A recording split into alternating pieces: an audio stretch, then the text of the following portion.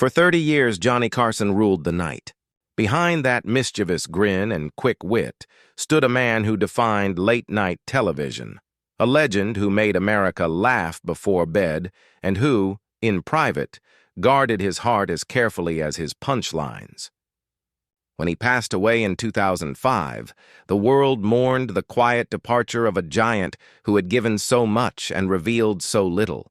His funeral, as those close to him would later recall, was just as private as he'd wanted it, quiet, dignified, and reserved for family and a handful of lifelong friends. The guest list was small, filled with familiar faces from the early days of The Tonight Show. But on that soft California morning, as the mourners gathered by the ocean breeze and the sound of waves whispered against the sand, a single figure appeared at the edge of the crowd, a face no one expected to see. Conversation stopped. Heads turned. Even those who thought they knew everything about Johnny's past felt a chill run through them. He had not spoken to this person in decades. Some thought the rift between them could never be healed. Yet there they were, older, quieter, carrying a single white rose and eyes filled with something far heavier than grief. It wasn't fame or curiosity that brought this person there. It was unfinished business. No cameras. No speeches. Just a silent moment of forgiveness. Years too late, but somehow right on time. That mysterious guest would become the final chapter of Johnny Carson's story. The one connection he never resolved in life, but somehow mended in death. The morning sky above Malibu was a soft gray, like television static before the picture settles. A light mist clung to the coastline, wrapping the cliffs and cypress trees in silence. The ocean below moved slowly, deliberate in its rhythm, the kind of steady hush Johnny Carson had always loved. He once said the sea reminded him of his audience, unpredictable, forgiving, and always listening. The small gathering that morning reflected the man himself, private, composed, understated. Only about 24 people stood near the bluff where Johnny's ashes would be scattered. There were no reporters, no flashing cameras, no public speeches. It was exactly how he wanted it. Ed McMahon, his loyal sidekick for 3 decades, stood quietly near the front, his hands clasped and head bowed. Time had softened his once booming voice. Behind him stood a few close friends, producers and family members, Johnny's sons, his brother, and a handful of people who had known him long before The Tonight Show made him an icon. There was no music, only the soft murmur of the wind and waves. The officiant spoke briefly about humility, laughter, and the gift of making others forget their troubles, words that suited Carson perfectly. As the speech faded into silence, guests began laying flowers near the urn, one by one, and then it happened. A black sedan pulled up at the far end of the gravel road. The door opened slowly, and out stepped a tall figure in a long gray coat. The wind caught the man's hair, silver and thin, as he began walking toward the crowd. At first, no one recognized him. Then someone whispered a name, and the sound rippled through the mourners like a wave. It was David Letterman. For years, their relationship had been quietly complicated. Letterman had been Johnny's chosen successor, or at least that's what many believed. But when NBC chose Jay Leno instead, rumors spread of tension and heartbreak. Johnny, ever private, had withdrawn. Letterman had moved on, building his own legacy. They never spoke publicly about it again, and now here he was. All conversation stopped. Even Ed McMahon froze for a moment, his eyes glistening with surprise. Letterman walked with slow, deliberate steps, holding a single white rose. He didn't look left or right. When he reached the urn, he paused, took a deep breath, and set the flower down beside it. No one knew what to say. There was no handshake, no greeting, no words exchanged. Just a quiet, heavy understanding among those who witnessed it. After a long pause, Letterman stepped back, his gaze fixed on the horizon. The ocean wind tugged at his coat, and for a brief moment, he looked like a man lost in time, standing between guilt and gratitude. When the ceremony ended, he lingered alone near the edge of the bluff, staring out to where the sea met the sky. Someone approached. It was Ed McMahon. The two men exchanged a faint nod. Neither spoke. Sometimes silence said more than conversation ever could. As the guests began to leave, Letterman remained still. Finally, he whispered something under his breath, words only the ocean could hear. Then he turned and walked back to the waiting car, disappearing into the fog as quietly as he had arrived. Later, one of the attendees would say that the moment felt almost spiritual. "It wasn't about fame or rivalry," she said. "It was about closure. About a man saying goodbye to the one who paved the road he walked." In that still morning air, Johnny Carson's laughter seemed to linger, not as sound, but as memory. For those who were there, the image of that single white rose on the sand became a symbol of what Carson always understood better than anyone, that beneath the jokes, the applause, and the bright lights, we are all just people trying to make peace with the past before the curtain falls. Long before that silent farewell on the cliff, Johnny Carson and David Letterman shared a bond built on respect, humor, and quiet mentorship. In the late 1970s, Carson had watched the young comedian from Indiana climb the stand-up ranks with his sharp, understated wit and calm confidence. Letterman wasn't the loudest or flashiest comic, but there was something about his timing, his willingness to let silence carry the punchline, that reminded Johnny of himself. When Johnny invited David to guest host The Tonight Show for the first time, he saw more than talent. He saw a reflection. After the taping, Carson had told his producers, "That kid's got something special. He knows when not to talk." Coming from Johnny, that was the highest form of praise. Through the early 80s, their connection deepened. Letterman's late-night show, airing right after The Tonight Show, became the spiritual child of Carson's legacy, edgier, stranger, full of the same charm Johnny had built but seen through a younger lens. Backstage, they would share quiet laughs, comparing notes about awkward guests and unpredictable audiences. Yet as the years rolled on, change crept in like fog. Johnny began talking privately about stepping away. Decades of pressure, fame, and endless nights had taken their toll. "I don't want to be the guy who doesn't know when to leave the party," he'd told his closest friends. Naturally, people wondered who would inherit the most coveted seat in television. To nearly everyone, the answer seemed obvious. David Letterman. He had the humor, the composure, the admiration of the man himself. But networks are not built on sentiment. When NBC made its decision, choosing Jay Leno instead, the news broke like thunder.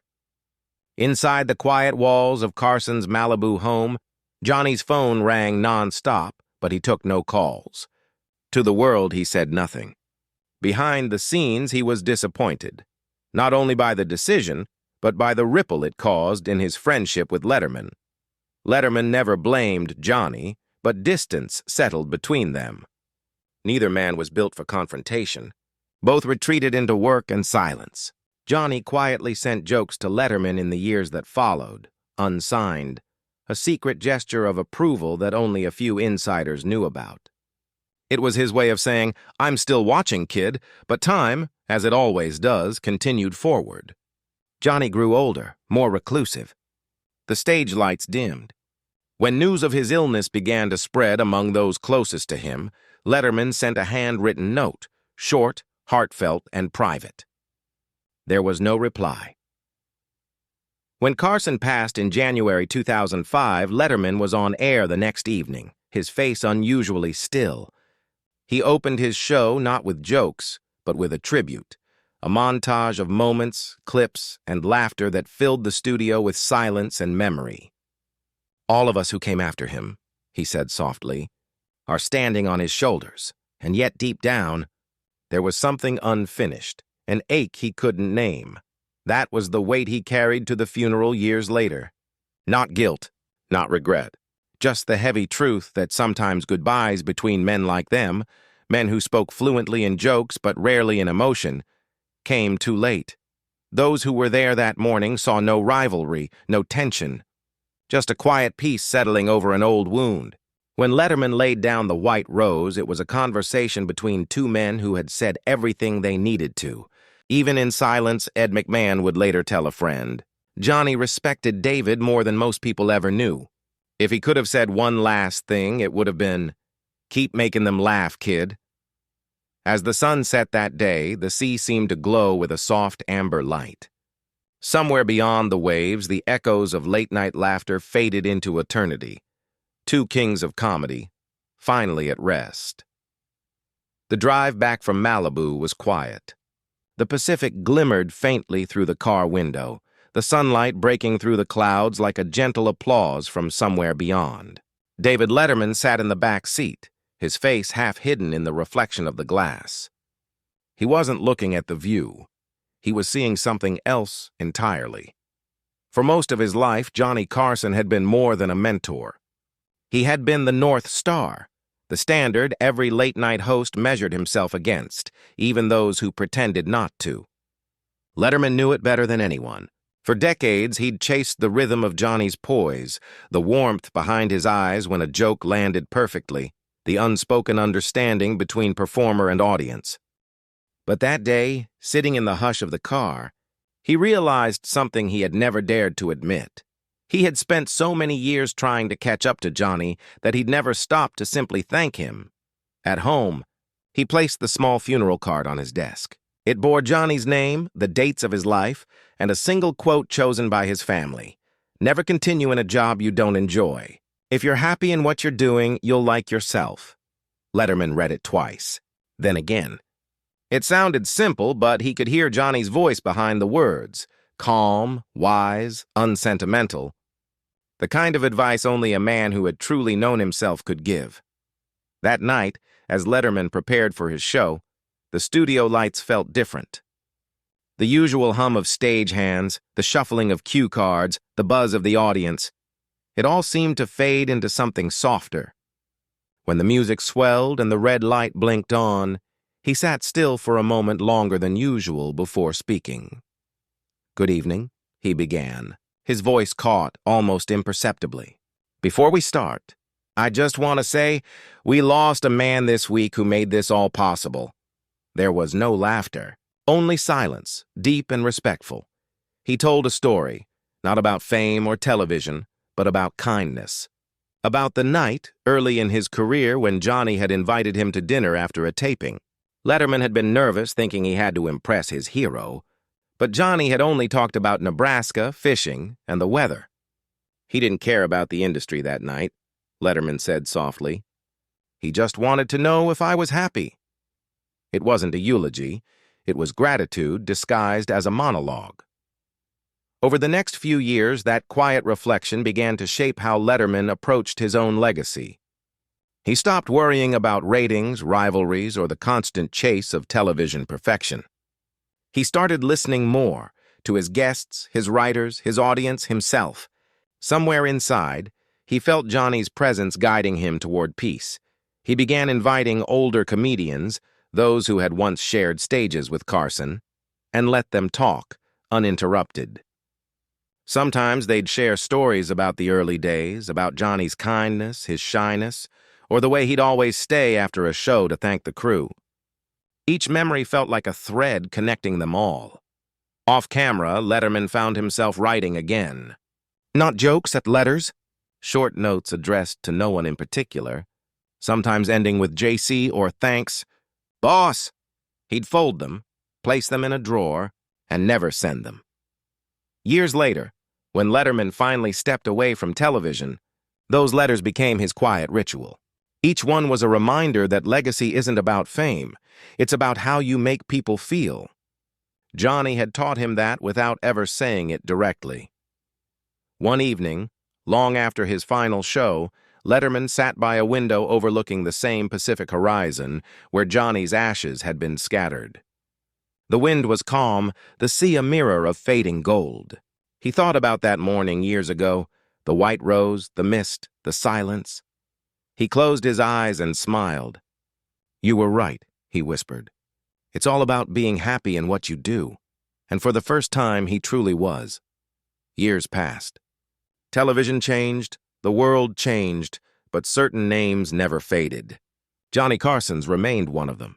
His laughter still echoed through late-night reruns, his sharp timing still studied by young comedians who never met him but felt like they had. And for David Letterman, even after all his own accolades, Johnny's shadow never loomed as competition. It lingered as comfort. It was early autumn when Letterman finally decided to go. The idea had been sitting in his mind for years, to visit Johnny's hometown in Nebraska. Not as a host, not as a celebrity, but simply as a man who wanted to understand where his mentor had begun. The flight was short, the drive even shorter. Norfolk was quiet. Small streets, golden fields stretching to the horizon, the kind of town where time moved by heartbeat instead of clock. He parked near a modest sign that read, "Welcome to Norfolk, birthplace of Johnny Carson." Below it was a small mural, a young Carson in his magician's tuxedo, pulling a dove from a hat. Letterman smiled. Even then he was finding ways to surprise people, he murmured. He wandered through town, the old movie theater, the diner with the neon coffee cup sign, the local museum where a single glass case displayed Carson's first microphone. Inside the case was a photo of Johnny, mid-laugh, eyes bright, hands caught in motion. It wasn't the legend from the Los Angeles stage. It was a small-town boy still dreaming of the stars. The curator, an elderly woman with kind eyes, recognized him instantly. "We don't get many famous visitors here," she said softly. "But if anyone should come, I think Johnny would have wanted it to be you." They talked for a while. About Carson's school plays, his fascination with radio, the way he used to sit for hours recording fake broadcasts on an old tape machine. Letterman listened like a student hearing a sacred story. "He always sounded effortless," he said, "but I think now I see how hard he worked to make it look that way." Before leaving, the woman handed him a folded paper, a copy of a note Johnny had once written to the town's high school students. "You don't have to be from New York or Hollywood to make people laugh. You just have to listen to them first." That line stayed with Letterman all the way to the small park on the edge of town, where a bronze statue of Johnny stood, one hand raised in a welcoming gesture, that familiar half-smile frozen in time. The late afternoon light bathed the statue in gold. Letterman sat on a nearby bench, his hands clasped loosely. "Hey, boss," he said quietly. "I made it." He didn't expect an answer, of course. But the breeze stirred just enough to move the leaves above him, whispering through the branches like applause from a distant audience. For a long time he sat there. No cameras, no crew, no stage lights. Just a man and the memory of another. And as he watched the sun sink behind the Nebraska fields, he realized that Carson's true legacy wasn't in television at all. It was in the people he inspired, the quiet laughter he left in living rooms across America, the confidence he gave to dreamers who thought they weren't good enough. When Letterman finally stood to leave, he placed something small at the base of the statue, a folded note. On it, just 4 words, "Thank you for everything." He turned back one last time. The town was peaceful, the sky a soft wash of purple and orange. Somewhere, faintly, he thought he heard Johnny's voice again. Warm, teasing, familiar. "Good night, Dave." Letterman smiled. "Good night, Johnny."